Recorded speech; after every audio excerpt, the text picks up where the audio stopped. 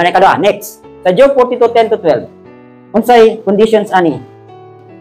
Busa ang ulahi nga panahon ni Job, ipananginan ni Yahweh labaw pa kay sa iyang unang nga panahon. Siya may napulo o 4,000 nga kamilo o 8,000 nga kamilyo.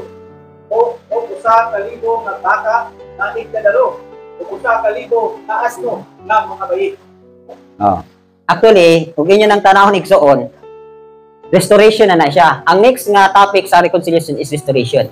So before gibalik, di ba, tanahon nimo si Job, na siya 7,000 ka sheep, pila to ka mga camels, di ba? Sa restoration double. Ha? Double na siya, pero before i-restore na may reconciliation. Unsa may reconciliation din na, di ba? Nangadto na ang tanan niya igsuon nga bahay galaki, daghan na siya mga friends, nang hatag na og mga singsing nga bulawan. Pero siyempre, kay ang Elohim man ko to, plano man ko to sa Elohim, nga iagi si Job adto aron pagpamatuod nga tinuod gyud siyang alagad sa Elohim. Natural ang Elohim man mo ay nagtugot nga mawala tong una, Elohim na po mo balik kung sa tong nawala niya, doble pa.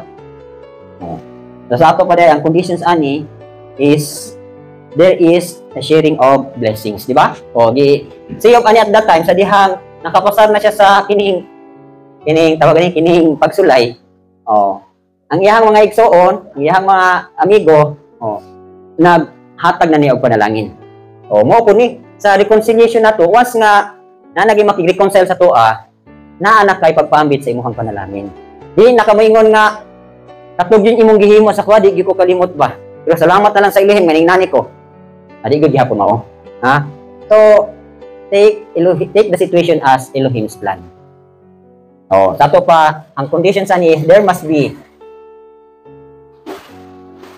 sharing of blessings. So, magpaambit na po ka sa imuhang panalangin.